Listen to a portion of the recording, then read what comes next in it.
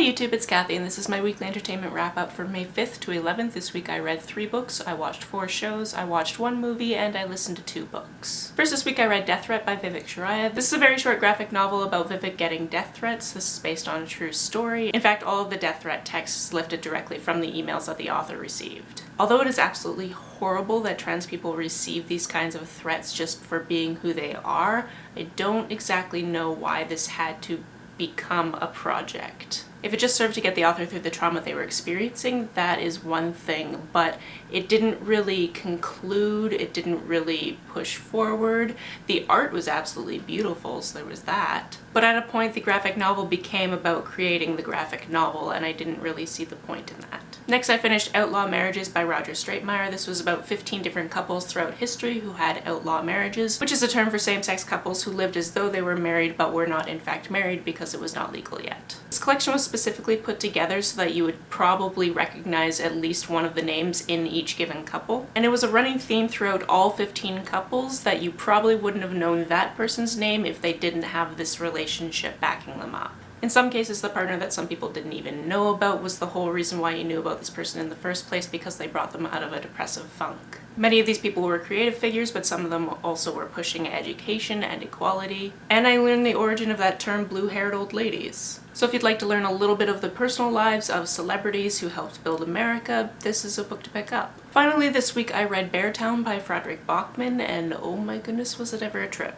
Beartown is a small Scandinavian town that really loves one thing, and that thing is hockey. They are remote and covered in snow for 7 months out of the year, and they eat, live, and breathe hockey. When the book opens, the junior team is about to go into their semi-finals for the first time in 20 years, and they actually have a shot of winning the championship because somebody on the team is fantastic. He's the best they've seen for 20 years. However, just because he's good at hockey doesn't mean that he has a good home life or that he's necessarily a good person.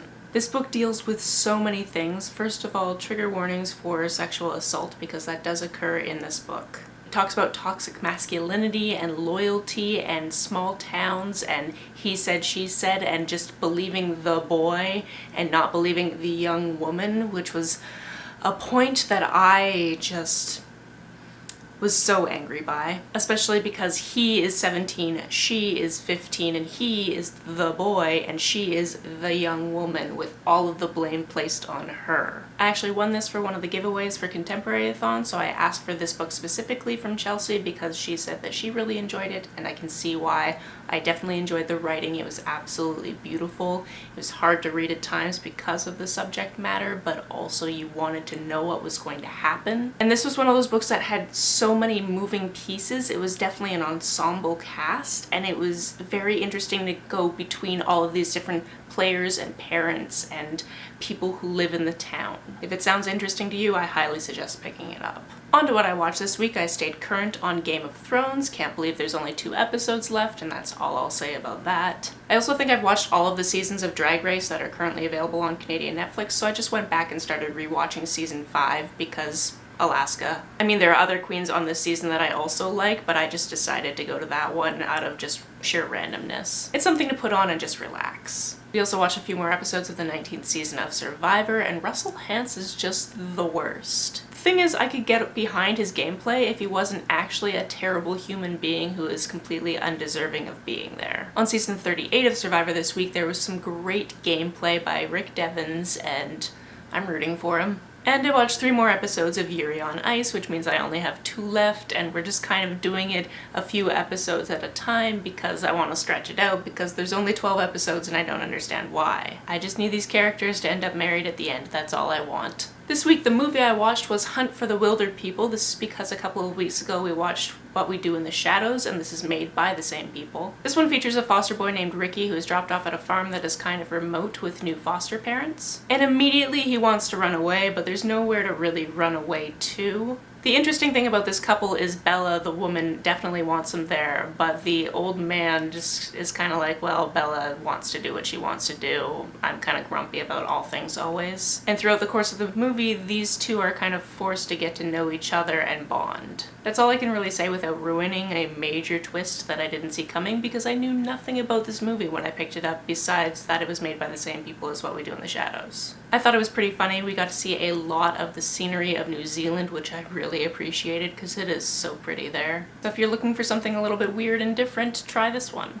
And on to what I listened to this week, the first book being Hiding in the Bathroom. This is a book about introverts, and I thought it was going to be about all facets of being introverts, but it was really about being an introvert in a corporate setting. And then I figured that maybe just the first few chapters were going to cover work life. Even within the book, it was talking about work-life fit instead of work-life balance because it's never balanced, and balance looks different to different people. But no, it just kept talking about being an introvert in a work environment, and I was bored.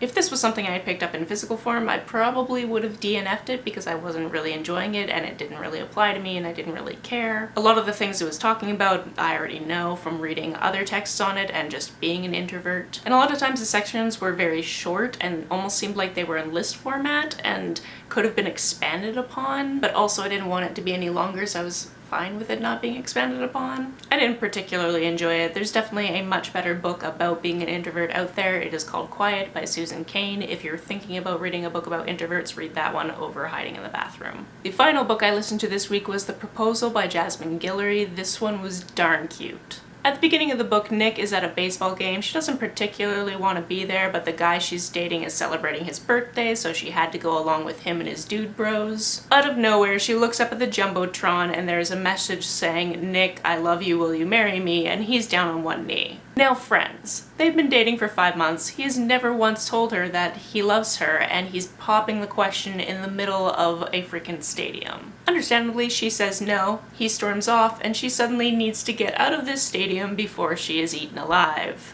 Fortunately, a character from Jasmine Guillory's The Wedding Date saves her from this circumstance, and then they start having kind of a steamy flirtation. I loved so much about this book. These two main characters really got to know each other and be vulnerable with each other. Her friends are freaking amazing. We have some cameos from characters we've met previously. It was a great romance and I was rooting for people the entire time through. And now I just can't wait to read the third companion novel. That's it for this week. If you've read, watched, or listened to any of these, let me know about it down in the comments below. On the way down to the comments, if you hit that subscribe button, that would be very nice of you. You can like and share this as you see fit, and I will see you very soon.